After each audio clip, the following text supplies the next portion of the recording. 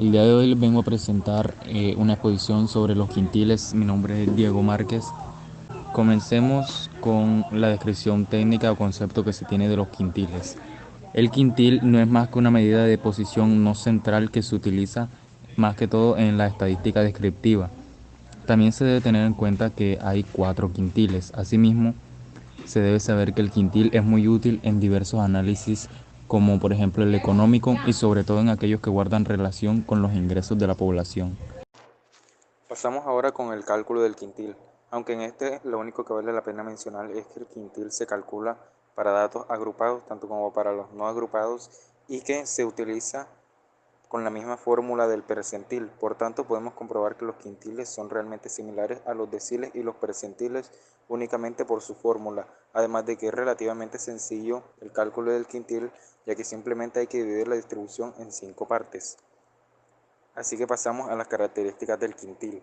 A diferencia de otros como el cuartil o el percentil que representan el 25% o el 1% de una distribución de datos, el quintil representa datos agrupados al 20%.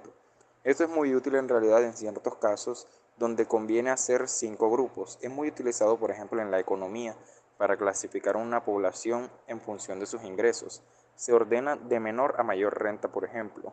De esta forma, el primer quintil será el grupo de los ingresos más bajos, mientras que el cuarto quintil hará referencia a aquellos que tienen los ingresos más elevados. El único inconveniente de este es que no suele ser utilizado en casos donde queremos hacer grupos mayores o nos interesa que uno de los valores coincida con la mitad de la distribución, es decir, la mediana. Para estas situaciones es mejor utilizar otros cuantiles como por ejemplo el cuartil. Para hacer una mayor énfasis y demostrar de manera más fácil utilizaremos un ejemplo del quintil. Imaginemos que queremos estudiar una distribución de salarios en una población. Estamos utilizando valores ficticios a modo de ejemplo y en miles de unidades anuales, como se ve en la siguiente imagen.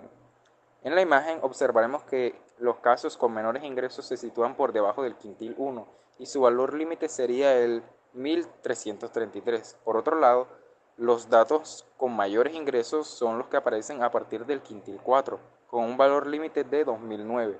Esta medida estadística, por tanto, nos da información relevante sobre una serie de datos ordenados, así como se representa en la imagen.